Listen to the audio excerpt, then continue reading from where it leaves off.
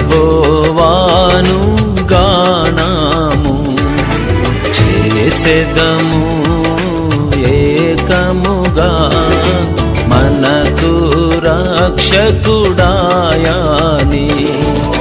ఆయన మహిమా పాడెదము, ఆయనను వర్ణించెదము. ఆయనే దేవుడు మనకు, యెహోవాను గానము. మన ప్రభువు రక్షకుడైన యేసుక్రీస్తు నామమున మీ అందరికీ శుభములు. నా పేరు జవ్వాది జ్యోతి ప్రసాద్. మా తాతయ్య గారి పేరు జవ్వాది వెంకట్రావు గారు, ప్రభువునందు ఇస్సాక్ గారు. నానమ్మ గారి పేరు జవ్వాది సత్యవతి, ప్రభువునందు రెబకమ్మ గారు. 19 నవంబర్ నానమ్మ గారు ప్రభువునందు నిద్రించిన రోజు.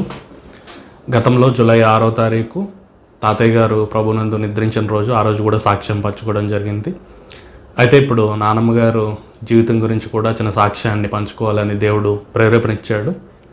దాన్ని బట్టి స్థానిక బీటీఎల్జీ సంఘం కానీ ఇతర విశ్వాసులతో ఈ చిన్న సాక్ష్యాన్ని పంచుకోవాలని నాకు దేవుడు ప్రేరేపణిచ్చాడు. నానమ్మ గారు తను పుట్టింది తూర్పుగోదావరి జిల్లా పీగన్నవరం మండలంలోని చింతపల్లి సావరం అనే గ్రామం. అక్కడి నుంచి తను పెళ్లి చేసుకున్న తర్వాత తాతయ్య గారితో పశ్చిమ గోదావరి జిల్లా పెనుగొండ మండలం కాకలేరు అక్కడికి వెళ్ళడం జరిగింది. తాతయ్య గారి స్వస్థలం అది. తర్వాత వారు కుటుంబంగా చెయ్యేరు గ్రామం రావడం జరిగింది ఉపాధి నిమిత్తం. అక్కడ ఉన్నప్పుడే తాతయ్య గారు అనారోగ్యానికి గురవడం జరిగింది. అప్పుడు దైవజనులు దేవుడు రాజు గారు, ఎలిజబెత్ అమ్మ గారు తాతయ్య గారిని దర్శించడం, తర్వాత వారి ప్రార్థన దేవుడు ఆలకించి తాతయ్య గారిని ముట్టి స్వస్థపరచడం, తన ఆయుష్ను పొడిగించడం కూడా జరిగింది. నానమ్మ గారు కూడా అప్పుడే తాతయ్య గారు లాగానే తను కూడా రక్షణ పొందారు, సువార్త విని రక్షణ పొందారు. దానికి సాక్ష్యార్థంగా బాప్తిస్మంలో కూడా సాక్ష్యం ఇచ్చారు తాతయ్య గారితో పాటు. అప్పుడు నానమ్మ గారికి రెబకమ్మ అని పేరు పెట్టడం జరిగింది దైవజనులు. తాతయ్య గారికి ఇస్సాకు అని పేరు పెట్టడం జరిగింది. అప్పుడు దేవుడు దైవజనులకి ఏ ప్రేరేపణ ఇచ్చి రెబక్కా అని పేరు పెట్టారో నాకైతే తెలియదు. కానీ వాక్యము దేవుడు అనే భూతద్దం వారి జీవితాన్ని పరిశీలించినప్పుడు ఖచ్చితంగా రెబక్కా వంటి జీవితమే నానమ్మ గారు కూడా కలిగి ఉన్నారు. దానిలో ఎలాంటి అనుమానం లేదు. బైబిల్లో రెబక్కా కూడా తను ఇస్సాకును పెళ్లి చేసుకోవడానికి సిద్ధపడినప్పుడు, తను ఇస్సాకును పెళ్లి చేసుకున్నప్పుడు, తను పెళ్లి చేసుకున్నప్పుడు ఇస్సాకుని స్వయంగా చూడలేదు. కనీసం తన ఆస్తిపాస్తుల గురించి కానీ తన గుణాల గురించి కానీ ఏవీ తనకి తెలియదు.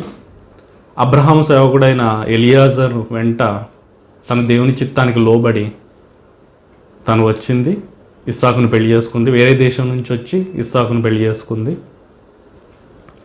అంతటి దేవుని చిత్తానికి లోబడే తత్వం రెబెకాలో ఉంది.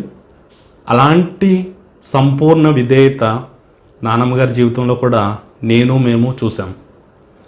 నానమ్మ గారు కూడా తాతయ్య గారిని పెళ్లి చేసుకున్న తర్వాత అనేక పరిస్థితుల గుండా ప్రయాణించడం జరిగింది. నానమ్మ గారు సుమారు మంచి స్థితిగల కుటుంబం. ఆ రోజుల్లోనే 6 ఎకరం కొబ్బరి తోట కట్నంగా తెచ్చుకున్నారు. అలాంటి స్థితిలో ఉన్న తను తాతయ్య గారిని పెళ్లి చేసుకున్న తర్వాత తన సమస్తం కోల్పోవడం జరిగింది. వాస్తవంగా చెప్పాలంటే చెయ్యేరు వచ్చిన తర్వాత వారు అన్ని రకాల పరిస్థితులు చూశారు. పేదరికం, అనారోగ్యం మొదలైన అన్ని పరిస్థితులు చూశారు. భయంకరమైన పరిస్థితులు, మంచి కలిగిన స్థితిలో నుంచి హీనమైన స్థితిని కూడా వారు చూశారు.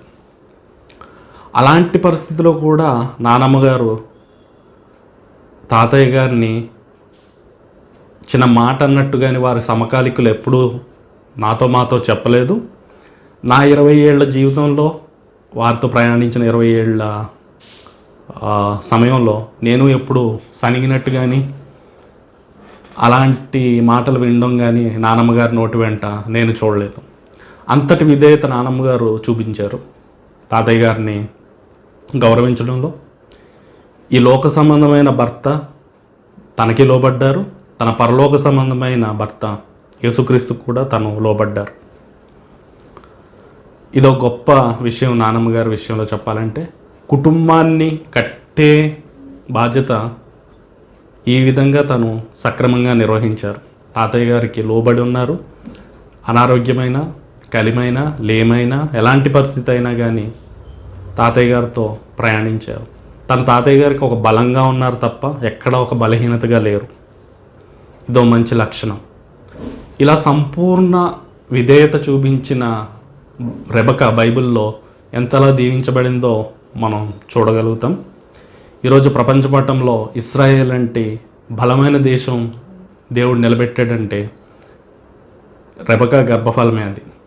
అలాగే మా జీవితాల్లో కూడా దేవుడు అనుగ్రహించిన ఈ ఆశీర్వాదాలు వీటన్నిటికీ మూలం బహుశా నానమ్మగారి విధేయతే అని చెప్పుకోవచ్చు. అలాంటి స్థితి, అలాంటి సుగుణం తను నానమ్మగారు కలిగి ఉన్నారు. రెండో విషయం నానమ్మగారి గురించి చెప్పాలంటే రక్షణ. క్రైస్తత్వానికి పునాది లేకపోతే మూలరాయి రక్షణ మాత్రమే. అన్ని దేవుళ్ళు ఒకటి అని ఈ హేతువును బట్టే మనం చెప్పలేము. బహుశా అన్ని మతాలు, అన్ని వేదాలు ఏదైనా కానీ దుష్ట శిక్షణ, శిష్ట రక్షణ ఇదే చెప్తాయి. కానీ కేవలం క్రైస్తత్వం మాత్రమే మనిషి, పాపంలో పుట్టిన మనిషిని పరమాత్ముడితో ఏకం లేక సంధి చేయడం, ప్రభువైన యేసుక్రీస్తు ప్రభు ఈ లోకానికి రావడం ఈ ముఖ్య ఉద్దేశం అని స్పష్టంగా బైబిల్ ఒకటే చెప్తుంది, ఇంకెక్కడ ఏది చెప్పదు.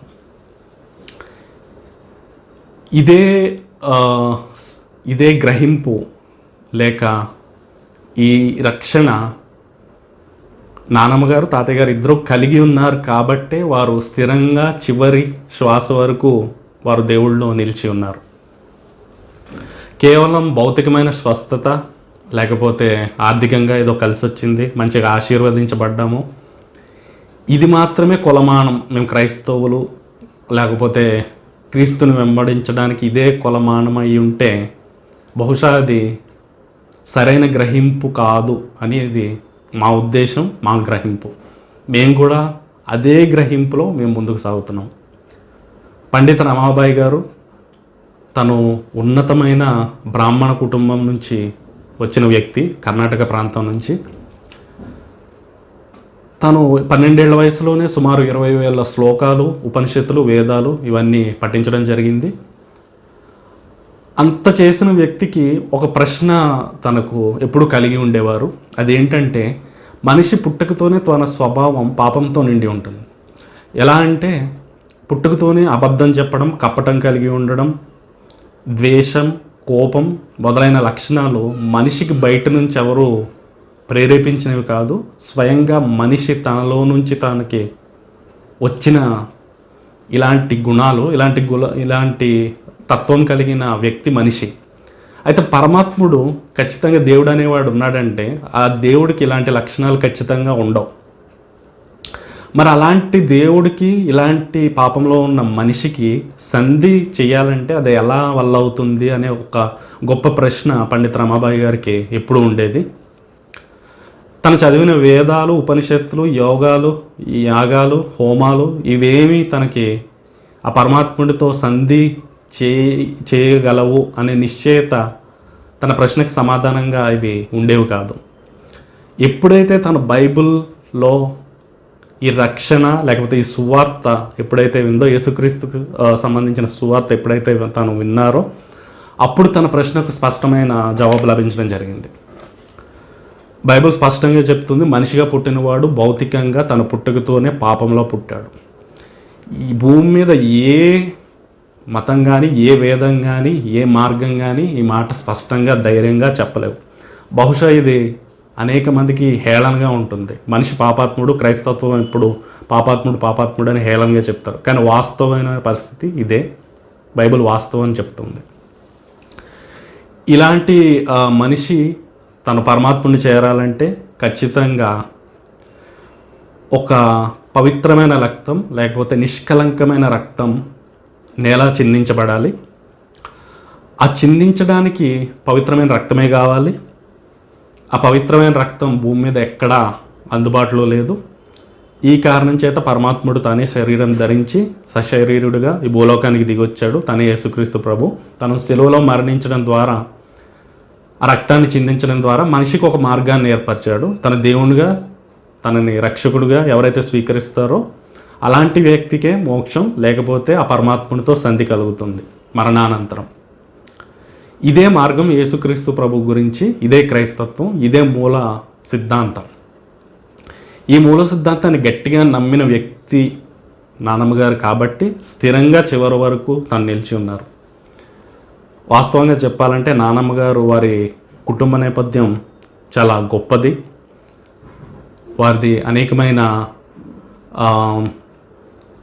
మంచి విద్యార్హతలు, మంచి స్థితిలో స్థిరపడిన వారు వారి మేనమామ కుటుంబంలో వారు మాకు కనిపించారు. వారిది ఒక మతంలో ప్రత్యేకమైన సిద్ధాంతం వారు కలిగి ఉండేవారు. వారికి ఒక చిహ్నం కూడా ఉండేది. అదేంటంటే ఆ చిహ్నంలో అన్ని మతాలకు సంబంధించిన దేవుళ్ళు ఉండేవారు. సిలువ కూడా ఆ మతంలో ఉంటుంది. వాళ్ళ ఇంటికి వెళ్ళినప్పుడు ఎప్పుడైనా కానీ మీ దేవుడు కూడా మాలోనే ఉన్నారు కాబట్టి ఖచ్చితంగా మీరు కూడా మా దేవుడి దగ్గరికి ఒకసారి రండి అని ఖచ్చితంగా వారు చెప్పారు. అలాంటి సందర్భాలు చాలా ఉన్నాయి. అలాంటి పరిస్థితిలో కూడా నానమ్మ గారు ఎప్పుడు అటువైపు చూసిన దాఖలాలు లేవు. ఎందుకంటే తన మూల సిద్ధాంతం క్రైస్తత్వంలో ఈ రక్షణ అనే గ్రహింపు తను కలిగి ఉన్నారు కాబట్టి ఎప్పుడూ తొట్టిల్లలేదు, ఈ మార్గం నుంచి జరగలేదు. తాతయ్య గారు కూడా చివరి వరకు అదే రక్షణ కలిగి ఉన్నారు.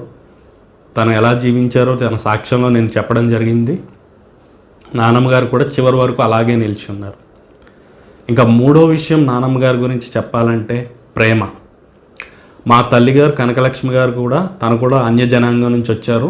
బైబిల్లో రూతు వలె, రూతు నయోమిని వెంబడించినట్లు మా అమ్మగారు కూడా నానమ్మ గారిని వెంబడించడం జరిగింది. నీ దేవుడే నా దేవుడు, నీ ప్రజలే నా ప్రజలు అని గుడ్డిగా యేసుక్రీస్తు ప్రభుని వెంబడించడం జరిగింది. నేను ఈరోజు చూస్తున్న ఆశీర్వాదం, మా కుటుంబం చూస్తున్న ఆశీర్వాదం, దీనికి మూల కారణం నేను చెప్పాలంటే మా తల్లిగారి పెంపకం, మా నానమ్మ గారి పెంపకం అనే నేను స్పష్టంగా చెప్పగలను. వారు నడిపించిన విధానం, వారు చూపించిన దారి, దానివల్లే ఈరోజు ఈ ఆశీర్వాదం నేను చూస్తున్నానని నేను చెప్పొచ్చు. ఒక విధంగా చెప్పాలంటే దేవుడు చదువు లేని వారిని, ఏ విధమైన జ్ఞానం లేని వారిని కూడా ఎంత బలంగా వాడుకుంటారు, వాళ్ళ ద్వారా ఎలాంటి బలమైన కార్యాలు చేయగలడు అనేది స్పష్టమైన ఉదాహరణ నేను, నా జీవితం, మా కుటుంబం, ఇన్నేళ్ల మా ప్రయాణం.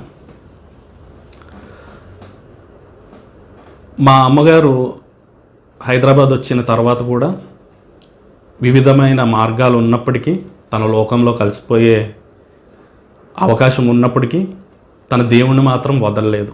నానమ్మ గారి దగ్గర నుంచి ఏదైతే నేర్చుకున్నారో అదే కొనసాగించారు. హైదరాబాద్లో మేము వచ్చిన తర్వాత క్రైస్తవులుగా ఇలా ముందుకు సాగడానికి, ఈ సహవాసం, దేవునితో సహవాసం కలిగి ఉండడానికి ముఖ్య కారణం మా అమ్మగారు. అలాంటి మా అమ్మగారు హైదరాబాద్ వచ్చిన తర్వాత భయంకరమైన యాక్సిడెంట్కి గురవడం జరిగింది. లేవలేని స్థితి, మంచం మీద ఉన్న స్థితి. అలాంటి స్థితిలో నానమ్మగారు హైదరాబాద్ వచ్చి తల్లి వలె ఆదరించారు, తల్లి వలె సేవ చేశారు. బైబిల్లో ఒక విషయం ఉంది, నిన్ను వలె నీ పొరుగువాన్ని ప్రేమించుము అని ఒక సూక్తి, ఒక వచనం బైబిల్లో ఉంది. నిజంగా ప్రేమ అంటే ఏంటో స్పష్టంగా నేను నా జీవితంలో ఆ చిన్నతనంలో, ఆ సందర్భంలో నేను చూశాను. అదే ప్రేమ ఇప్పటికీ మేము నెమరు వేసుకుంటాము, దేవుణ్ణి స్తుతిస్తాము. ఆ ప్రేమను బట్టి తల్లి వలె ఆదరించింది, తల్లి కంటే ఎక్కువ సేవ చేసింది నానమ్మ. ఆ సమయంలో మా అమ్మగారికి తను కోలుకునే వరకు ఇక్కడ హైదరాబాద్లో నిల్చున్నారు. ఎంతో ఓర్పుగా చేశారు. తనకి కూతురు లేరు, లేకపోయినా ఒక కూతురు వల్లే తను సేవ చేసింది. అంత గొప్ప మనిషి. నిజంగా తల్లివారే ఆదరించింది.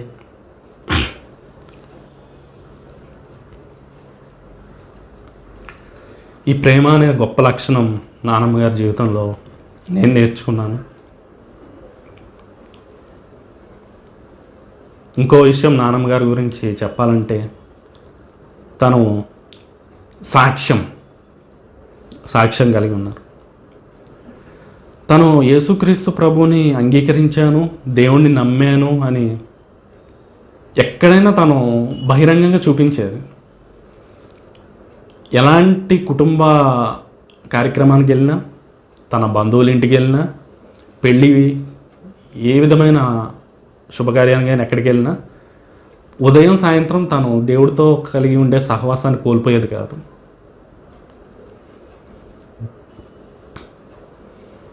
గట్టిగా నోరు తెరిచి ప్రార్థన చేసేది నానమ్మ, మౌనంగా కాదు. ఆ రోజుల్లో నా చిన్నతనంలో నాకు బాగా గుర్తు, ఎవరైనా బంధువుల ఇంటికి వెళ్ళినప్పుడు చీకట్లో కరెంటు, ఏదో కొంతమంది ఇంట్లో కరెంటు ఉండేది,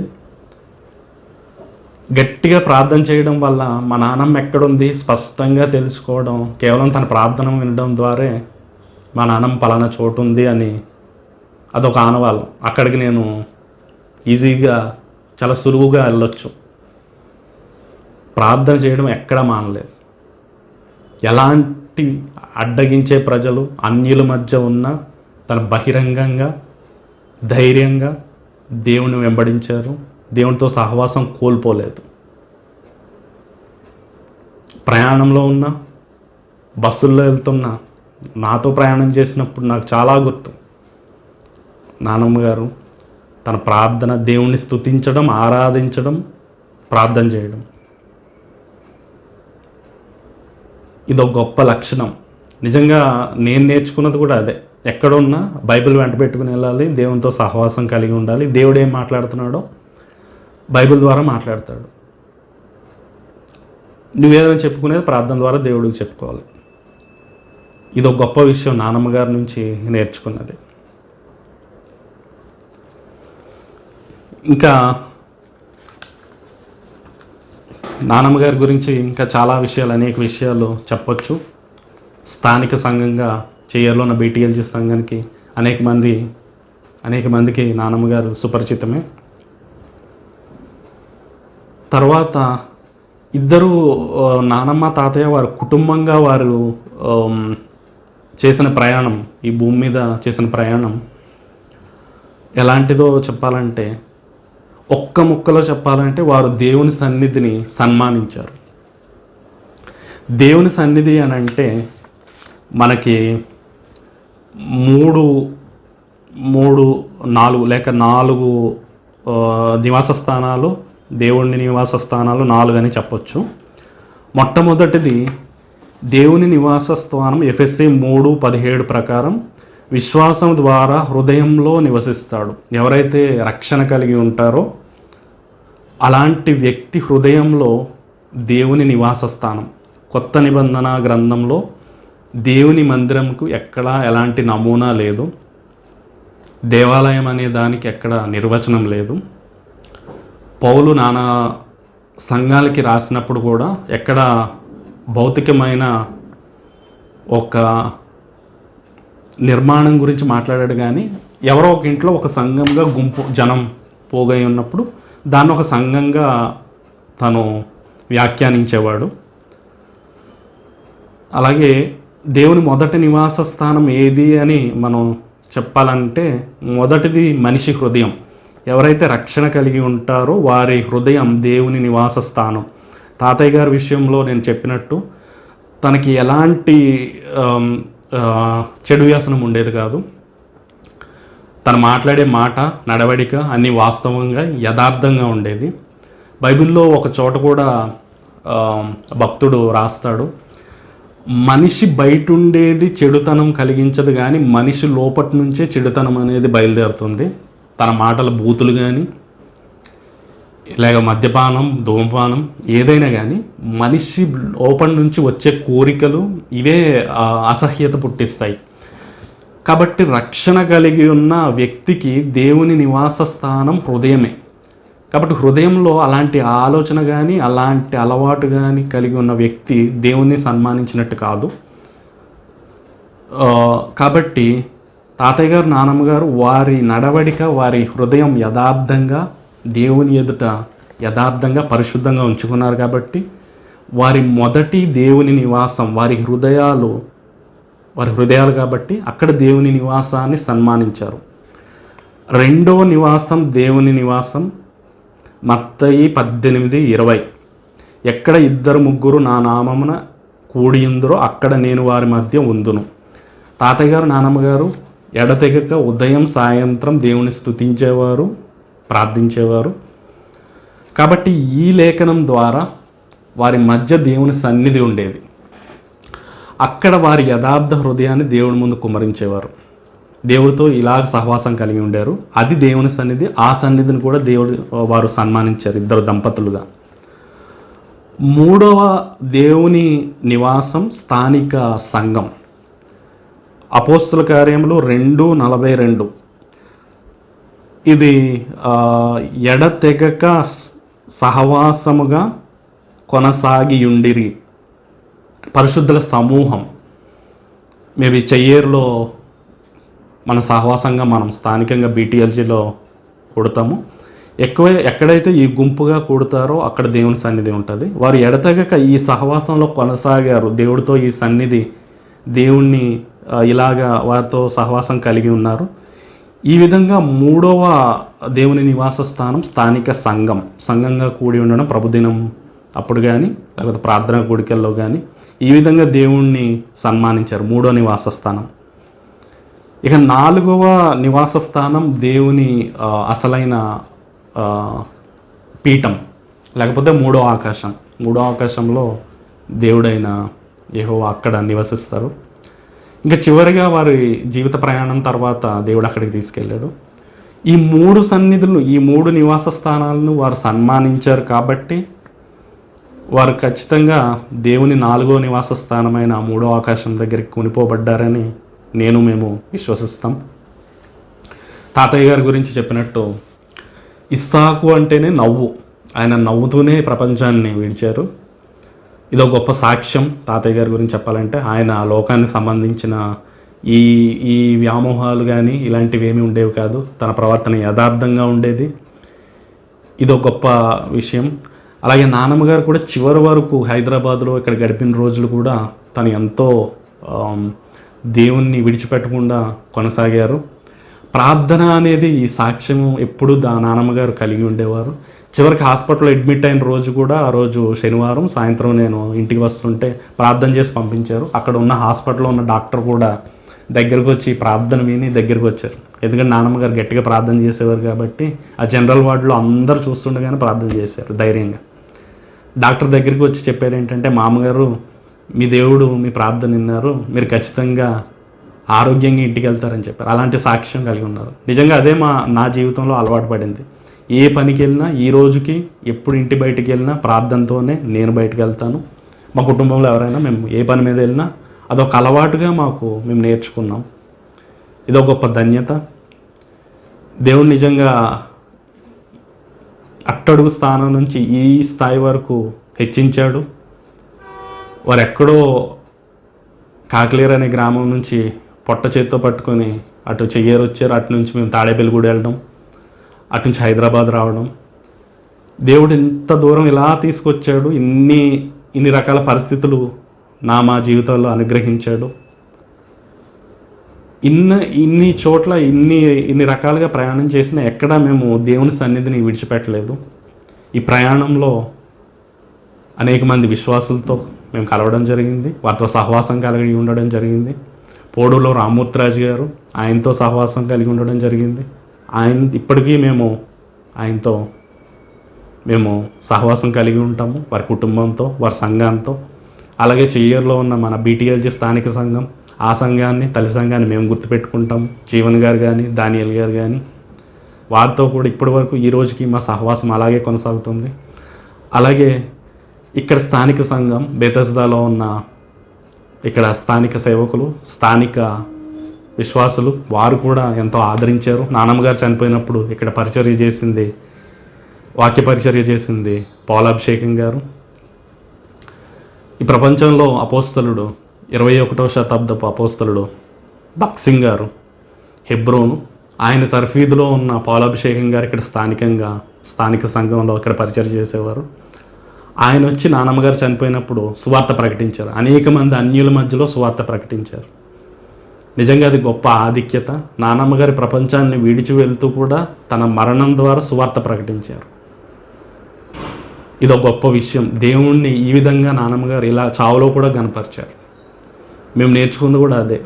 పెళ్ళైనా ఏదైనా ఏ కార్యక్రమం అయినా కానీ ప్రభు అయిన యేసుక్రీస్తు ప్రభు శిలువలో మరణించాడు, ఆ సువార్త ఆ వాక్యం ఖచ్చితంగా అక్కడ చెప్పి తీరాల్సిందే. ఏ విధమైన ఆచార వ్యవహార కార్యక్రమాలు ఏదో బైబిల్లో 2 వచనాలు చదివేసి ఆమెనని అనిపించడం కాదు, కానీ స్పష్టంగా 1 గంట సేపు సువార్త ప్రకటించాలి.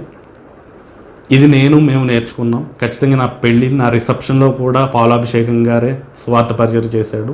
ఇది ఒక గొప్ప ఆశీర్వాదంగా దేవుడి సన్నిధిని సన్మానించే ఇది ఒక గొప్ప అవకాశం దేవుడు నాకు ఇచ్చాడు. ఈ విధంగా ఎక్కడ కూడా దేవుని సన్నిధిని మేము విడిచిపెట్టలేదు. మా తాతయ్య నానమ్మ గారి ద్వారా మేము నేర్చుకున్నది దేవుని సన్నిధిని సన్మానించడం. అదే ఇంతవరకు చేస్తున్నాం. దేవుడు ఇంతవరకు సహాయం చేశాడు. అన్యజనాంగం నుంచి, ఎక్కడో మారుమూల ప్రాంతం నుంచి మేము వచ్చాము. నిజంగా చెప్పాలంటే అబ్రహాముని అన్యజనాంగం నుంచి దేవుడు ఒంటరిగా తీసుకెళ్ళాడు. అలాగే తాతయ్య గారిని కూడా ఒక పెద్ద పుట్టలో నుంచి తన ఇంటివారు వాళ్ళందరూ ఉన్న ఊరు నుంచి దూరంగా చెయ్యరనే ప్రాంతానికి, అక్కడి నుంచి మళ్ళీ మమ్మల్ని ఇక్కడి వరకు తీసుకొచ్చాడు. నిజంగా తీసుకొచ్చిన దేవుడు అంతగా ఆశీర్వదించాడు. బహుశా ఒకవేళ అదే కాకిలేరులో అక్కడే ఉండుంటే మేము ఏదో చిన్న స్థితిలోనే ఉండేవారు. కానీ అవన్నీ విడిచిపెట్టి ఇంత దూరం వచ్చాం కాబట్టి, దేవుడిని వెంబడిస్తూ వచ్చాం కాబట్టి దేవుడు ఇంతగా ఆశీర్వదించాడు. నిజంగా అంతమందిలో చదువులో కానీ, విద్యలో కానీ, ఉద్యోగంలో కానీ, స్థాయిలో కానీ నన్ను ఉన్నతమైన స్థానంలో దేవుడు పెట్టాడు. అంతమందిలో నిజంగా ఇది గొప్ప ఆశీర్వాదం. ఎంతగానో జీవితంలో ఎన్నో మేలు చేశాడు దేవుడు. వారి జీవితాల ద్వారా మేము నేర్చుకున్నది ఎన్నో విషయాలు, మంచి విషయాలు. నిజంగా మా భవిష్యత్ తరాలకు కూడా వారి జీవితం చెప్పడానికి, వారి జీవితం గురించి సాక్ష్యం చెప్పడం నాకు కలిగిన ఒక గొప్ప ఆధిక్యతగా నేను భావిస్తున్నాను. ముఖ్యంగా స్థానిక సంఘం కానీ, జీవన్ గారు, దానియల్ గారు కానీ, ఇక్కడ పరిచయం చేసిన పాలాభిషేకం గారు ప్రభువునందు నిద్రించారు. పోడూరులో రామూర్తిరాజు గారు కానీ, వారి కుటుంబం కానీ అనేక పరిస్థితుల్లో మాతో పాటు నిలిచి ఉన్నారు. వారందరికీ ప్రత్యేకమైన కృతజ్ఞతలు. ప్రభునామంలో మీ అందరికీ శుభములు తెలియజేస్తూ ఈ చిన్న సాక్ష్యాన్ని దేవుడు దీవించి మీ ఆత్మీయ అక్కర కొలది దేవుడు మీకు సహాయం చేస్తాడు, మీకు కావాల్సిన పురుగొల్పు దయచేస్తాడు అని విశ్వసిస్తూ నేను సెలవు తీసుకుంటున్నాను. Praise lord.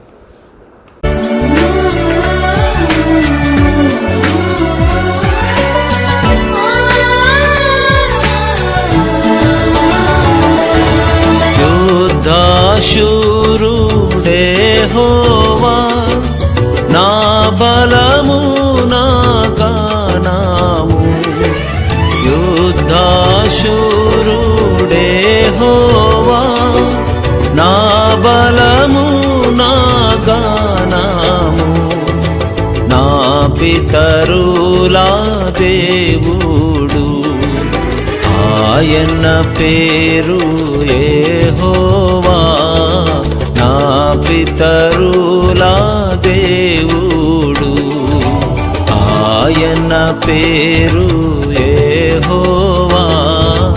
యెహోవాను గానము చేసెదము ఏకముగా, మనకు రక్షకుడాయానే.